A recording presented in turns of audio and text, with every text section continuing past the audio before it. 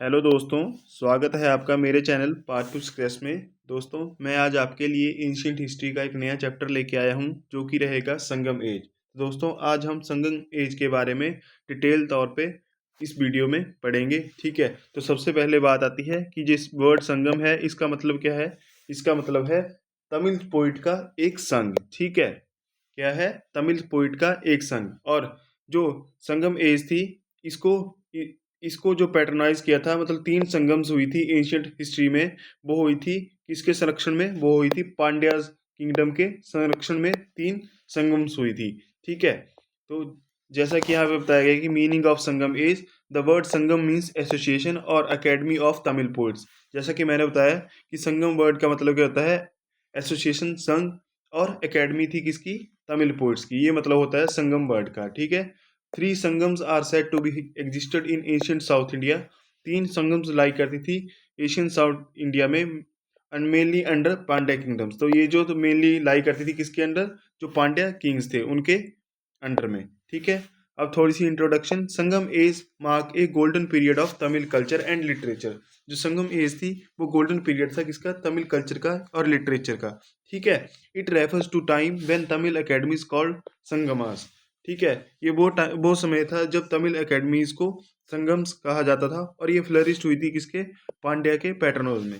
ठीक है, अब जो तीन संगम थी वो कहाँ कहाँ हुई थी? पहली हुई थी मदुरई में। ठीक है, दूसरी हुई थी कपाड़ापुरम में, और तीसरी हुई थी मदुरई में। ठीक है, तो ये याद रखने के लिए इजी है। पहली और सेकंड तो मदुरई में हुई थी, और दूसरा आपको याद करना पड़ेगा। ठीक है, अब बात आती है पॉलिटिकल कंडीशन की। तो इसमें जो थी वो तीन मेजर किंगडम्स थी। कौन कौन सी थी? एक तो चेरा था, दूसरे चोलास, और तीसरे पांड्यास। ठीक है, जो चेरास थे ये थे वेस्टर्न तमिलनाडु और केरला का पार्ट। ठीक है, ये मान लो इंडिया का सदर्न टिप है, ये तमिलनाडु है और इधर केरला है। ठीक है, तो ये मान लो ये जो सदर्न टिप था यहाँ पे कौन लाई करते थे? वेस्टर्न साइड में कौन कौन? चेरास, और इनकी कैपिटल थी करूर। ठीक है, और जो चोलास थे वो थे ईस्टर्न तमिलनाडु में। ठीक है, और इनकी कैपिटल उरियूर और पुहार थी, और इनके जो फेमस रूलर थे वो करिकाला चोला थे। और जो तीसरे थे वो थे पांड्यास। ठीक है, ये जो लाई करते थे सदर्न तमिलनाडु में, यहाँ पे लाई करते थे ये सदर्न तमिलनाडु में। ठीक है, और इनकी कैपिटल थी मदुरई। ठीक है, और इनके जो फेमस रूलर थे वो थे नेंदू चेलियान। ठीक है, अब थोड़ा सा हम इन तीनों किंगडम्स के फेमस रूलर्स के बारे में जानेंगे कि कौन कौन से थे और कौन कौन से आपके एग्जाम पॉइंट से जरूरी हैं, जो कि बार बार पूछे जाते हैं। ठीक है, ठीक है, तो सबसे पहले बात करते हैं चेरा किंगडम के रूलर्स के। तो इनके जो इंपॉर्टेंट महत्वपूर्ण राजा थे वो कौन थे? एक तो थे उथियन चेरालाथन। ठीक है, ये अर्लीस्ट नोन रूलर थे इनके। ठीक है, और जो दूसरे फेमस रूलर थे वो थे नेंदुम चेरालाथन। ठीक है, इन्होंने क्या किया था? इन्होंने एक्सटेंड किया था मिलिट्री को अपनी, और ट्रेड पावर को बढ़ाया था। मतलब इन्होंने अदर स्टेट के साथ ट्रेड किया था। ठीक है, और जो तीसरे फेमस थे वो थे सेन गुट्टवन। ठीक है, इनको बोला जाता है रेड चेरा। ये बहुत बार पूछा गया है कि रेड चेरा किनको बोला जाता है। ठीक है, ये ग्रेटेस्ट रूलर थे किसके? चेरा किंगडम के। ठीक है, और इन्होंने इंट्रोड्यूस किया था क्या? पाटिनी कल्ट, वर्शिप ऑफ कनागाई। ठीक है, ये इनके मतलब देवता थे, उनकी वर्शिप इन्होंने शुरू की थी। तो ये बहुत इंपॉर्टेंट है। ये पूछा जाता है कि जो पातिनी कल्ट था ये किसने शुरू किया था? ये किया था सेनुगुत्तवन ने, और इनको बोला जाता था रेड चेरा। ठीक है, इनकी इकोनॉमी कैसी थी? Control spice trade. ये सारा जो स्पाइस ट्रेड था उसको कंट्रोल करते थे, स्पेशली जो पेपर होता है, काली मिर्च होती है। ठीक है, इनका इनका जो ट्रेड था वो किस किस के साथ था? वो था रोम के साथ और मिडिल ईस्ट कंट्रीज के साथ। ठीक है, अब बात आती है दूसरी, वो थे चोला किंगडम्स। ठीक है, चोला किंगडम्स के जो फेमस रूलर हैं, तो इनके जो फेमस राजा थे वो थे करिकाला चोला। ये बहुत बार पूछा गया है कि जो चोला किंगडम के फेमस राजा थे वो कौन थे? वो थे करिकाला। तो इनके जो फेमस काम थे वो क्या थे? इन्होंने इम्बार्कमेंट बनवाया था किसके? रिवर कावेरी के। ठीक है, जो उसका जो तट था उसके किनारे इम्बार्कमेंट बनवाया था। ठीक है, और क्या किया था इन्होंने? एक ग्रैंड एनिकट, जो इस जिसको हम आज बोलते हैं कलिनई डैम, जो कि रिवर कावेरी पे है, वो भी इन्होंने बनवाया था। ये बहुत इंपॉर्टेंट है। ये भी पूछा जाता है कि कलिनई डैम जो था किसने बनवाया था, या किस कौन सी किंगडम के दौरान ये बना था। ठीक है, इन्होंने एक स्ट्रॉन्ग आर्मी को मेंटेन किया था और अपने एग्रीकल्चर को प्रमोट किया था। ये भी क्वेश्चन पूछा जाता है कि किसने स्ट्रॉन्ग नेवी को मेंटेन किया था। नेवी है, मैंने गलती से आर्मी बोल दिया, तो इन्होंने स्ट्रॉन्ग नेवी को मेंटेन किया था क्योंकि ये सारा कोस्टल एरिया था, तो यहाँ पे इनकी एक स्ट्रॉन्ग नेवी थी और इन्होंने एग्रीकल्चर को प्रमोट किया था। ठीक है, और इनकी इकॉनमी जो थी वो यहाँ पे जो एग्रीकल्चर थी और ट्रेड था बहुत अच्छे से होता था। ठीक है, काफ़ी मतलब जैसा आपको पता है कि अगर कोई समुद्री किनारा है या रिवर्स के जो एरिया है वहाँ पे क्या होता है, ज़्यादातर लेटराइट और एल्यूवियल सॉइल होती है। ठीक है, तो वो एग्रीकल्चर के पॉइंट ऑफ व्यू से काफ़ी रिच एरिया होता है। ठीक है, इन्होंने क्या किया था, इन्होंने फेमस किया था किसको, कॉटन टेक्सटाइल को, क्योंकि इस रीजन में ज़्यादातर जैसे महाराष्ट्र हो गया और महाराष्ट्र से थोड़ा सा नीचे का एरिया हो गया, वहाँ पर ज़्यादातर ब्लैक सॉइल एग्जिस्ट करती है, तो वहाँ पे कॉटन अच्छे से उगता है। ठीक है, पर्ल्स और स्पाइसेस की खेती भी इन्होंने शुरू की थी, मतलब करते थे, ये स्पाइसेस का ट्रेड भी काफ़ी ज़्यादा मात्रा में करते थे। अब बात आती है पांड्याज की। ठीक है, पांड्याज के जो फेमस राजा थे वो थे नेदुचेलियान, और कौन था, दूसरे थे मुडा थिरुमारान और मारान वालुडी। ठीक है, ये तीन जो थे ये इनके फेमस राजा हुए हैं। इन्होंने क्या किया था, इन्होंने पैटर्नाइज किया था कौन सी, थर्ड संगम को, जो कि हुई थी मदुरई में। ठीक है, और इनकी इकोनॉमी कैसी थी, एग्रीकल्चरिस्ट इकोनॉमी थी। ठीक है, और ये फिशिंग भी करते थे। ठीक है, और इनका क्या था, एक्टिव मैरीटाइम ट्रेड था। ये ट्रेड भी करते थे किसके साथ, रोमन्स के साथ और साउथ ईस्ट एशिया के साथ। ठीक है, अब बात आती है इकोनॉमी। जैसा कि मैंने आपको बताया, इनकी जो मेन ऑक्यूपेशन थी वो थी एग्रीकल्चर। ठीक है, और staple was a rice was a staple crop. तो rice was a staple crop मतलब जो प्रधान, मतलब मेन जो क्रॉप थी, जो मेनली जो जिसको उगाते थे एग्रीकल्चर में, वो थी राइस। राइस को ये ज़्यादातर उगाते थे। ठीक है, ट्रेड फ्लोरिश्ड हुआ इनके टाइम में, और किसके साथ, रोमन्स के साथ और ग्रीक के साथ। ठीक है, क्योंकि ये जो यहाँ पे बहुत सारे पोर्ट्स लाई करते थे, जैसे कि मुजरिस और पुहार, ये जो थे ये मेन पोर्ट थे और यहाँ से ही ट्रेड होता था। ठीक है, इन्होंने क्या किया, इन्होंने textile, metal work, ship building, ये जो इन सब इंडस्ट्रीज को फ्लरिश किया।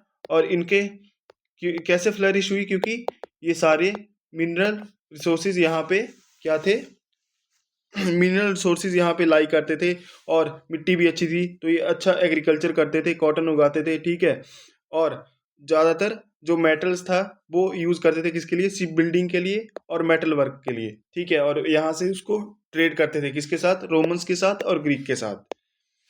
अब बात आती है इनकी सोसाइटी कैसी थी। तो इनकी सोसाइटी का जो बेस था वो था ऑक्यूपेशन। ठीक है, ऑक्यूपेशन से जाना जाता था। ठीक है, अरसार जो था वो बोलते थे किंग को, बहुत इंपॉर्टेंट है, ये सारे पॉइंट आप याद रखोगे, एग्जाम में पूछे जाते हैं। वेलालार बोला जाता था फार्मर्स को। ठीक है, वानिगार बोला जाता है ट्रेडर्स को, और पारियार बोला जाता था वर्कर्स, जो कॉमन वर्कर्स होते थे उनको पारियार बोला जाता है। एक बार फिर से बता दूं, अरासार बोला जाता था किंग्स को, जो राजा होते थे। वेलालार बोला जाता था फार्मर्स को। वनिगार बोला जाता था ट्रेडर्स को। और पेरियार बोला जाता था वर्कर्स को। ठीक है, जो वुमेन्स थी वो हाई स्टेटस इंजॉय करती थी। ठीक है, और पोइट्स थे जैसे अवियार, इनको ये जो इनको जो था बहुत सम्मान दिया जाता था। ठीक है, और जो मैरिज थी वो मोनोगैमस थी। ठीक है, मतलब एक ही स्त्री से ये विवाह करते थे। And love before marriage accepted, जो मतलब प्रेम विवाह को भी ये एक्सेप्टेंस देते थे। ठीक है, अब बात आती है इनका रिलीजन क्या था, या ये कौन से देवी देवताओं की पूजा करते थे। तो रिलीजन की बात करते हैं, तो ये जो थे ये क्या थे, ये नेचर की पूजा करते थे। Nature worship was common. ठीक है, ये ज़्यादातर जो नेचर की पूजा करते थे, और जो मेन डाइटीज थी वो थी मुर्गन, कोरावई, मयोन और वर्नान। ठीक है, ये जो चार थी ये मेन डाइटीज थी किसकी, तमिल किंगडम की। ठीक है, और जो था वो हीरो स्टोन, जिसको बोला जाता था नादुकल, वर इरेक्टेड फॉर फॉलन वॉरियर्स। ठीक है, अब अब क्या हुआ, जब जैसे जैसे टाइम बीतता गया तो जब संगम एज का लास्ट टाइम था तो उस टाइम क्या हुआ था, ब्राह्मणिज्म, जैनिज्म और बुद्धिज्म का राइज होना शुरू हो गया था। ठीक है, अब बात आती है इनके लिटरेचर की। ठीक है, इनके जो मेजर वर्क थे उनमें इंक्लूड था क्या, एतुथोकाई, 8 एंथोलॉजी, मतलब 8 संग्रह। एंथोलॉजी का मतलब होता है संग्रह। ठीक है, 8 संग्रह। ठीक है, और पाटू पाटू ये थे 10 आइडल्स, मतलब इनको बोले आइड आइडियल्स बोलते हैं, जैसे कि मतलब सुख में जीवन व्यतीत करना। ठीक है, और इनके इंपॉर्टेंट जो टेक्सिस थे वो थे टोलका पीएम, पाथी तरु पाथु, ठीक है, और सीला पाडी करना। ठीक है, और एक और था कौन, मनी में कालाई। ठीक है, ये जो थे इनके इंपॉर्टेंट टेक्सिस थे। अब बात आती है एडमिनिस्ट्रेशन की। तो यहाँ पे जो मनाकी थी वो कॉमन थी। मनाकी मतलब जैसे कि शासन किसी एक राजा या रानी के हाथ में ही होगा सारा। ठीक है, और जो राजा था उसको असिस्ट करेंगे कौन, मिनिस्टर्स। ठीक है, और उसके नोबल्स। ठीक है, जो भी उसके उत्तराधिकारी थे ये। ठीक है, और ये यहाँ पे क्या था, आर्मी, नेवी और स्पाई जो थे वो एग्जिस्ट करते थे। ठीक है, रेवेन्यू कलेक्ट किया जाता था as a form of land tax, trade और ट्रिब्यूट। ठीक है, तो इन चीज़ों पे जो था वो रेवेन्यू या कर जो कलेक्ट करते थे। कौन कौन से, एक लैंड टैक्स था, एक ट्रेड था, एक ट्रिब्यूट टैक्स था। ठीक है, अब बात आती है आर्ट एंड कल्चर की। ठीक है, music and dance were part of daily life. जो म्यूजिक और डांस था वो इनकी डेली लाइफ का मतलब दिनचर्या का पार्ट था। ठीक है, जैसे डांसेस थे कौन कौन से, कोथू और कुमी पॉपुलर थे। कुमी और कोथू ये जो थे पॉपुलर डांस थे। ठीक है, poets and musicians held in high esteem. जो पोइट्स थे और जो म्यूजिशियन थे इनको बहुत ज़्यादा सम्मान दिया जाता था। ठीक है, hero stone show early Dravidian art. जो हीरो स्टोन्स है वो भी दिखाए गए हैं किसमें, जब जो जो पुरानिक द्रविडियन आर्ट था उसमें भी। ठीक है, अब बात आती है इनके सोर्स ऑफ इंफॉर्मेशन, मतलब हमें इस संगम एज के बारे में कहाँ से पता चलता है। तो हमें ज़्यादातर जो है संगम एज के बारे में इंफॉर्मेशन मिलती है वो कहाँ से, जो संगम लिटरेचर था, जो संगम एज का साहित्य था, आर्कियोलॉजिकल साइट्स थी। ठीक है, आर्कियोलॉजिकल साइट्स कौन कौन सी थी, जैसे कि अरिका मेडू, और जैसे फॉरेन ट्रेवलर्स आए थे, कौन आया था, प्लीनी आए थे, पटोलमी आए थे, इन्होंने इसके बारे में लिखा था। और बहुत सारी इंस्क्रिप्शन भी संगम संगम एज के बारे में बताती है, या संगम लिटरेचर के बारे में बताती है। ठीक है, अब बात आती है कि इनका जो एंड था वो कहाँ कब हुआ। ठीक है, अब इनका जो डिक्लाइन शुरू हुआ या डिक्लाइन हुआ वो हुआ 300 सीई के दौरान, और मेनली जो कारण था वो था पॉलिटिकल इंस्टेबिलिटी। ठीक है, क्योंकि जो आगे वाले जो रूलर थे वो बहुत वीक थे और वो एम्पायर को संभाल नहीं पाए। और इसके बाद कौन सा पीरियड शुरू हुआ, कालबहारा पीरियड। इन्होंने इस पे मतलब जो सदर्न स्टेट थे वहाँ पे रूल करना शुरू कर दिया। ठीक है, तो दोस्तों ये था आज का वीडियो। आई होप आपको लेक्चर पसंद आया होगा। अगर आपको लेक्चर पसंद आया है, आपके लिए हेल्पफुल है, तो आप कृपया वीडियो को लाइक करें, शेयर करें और मेरे चैनल को सब्सक्राइब करें। Thank you so much guys.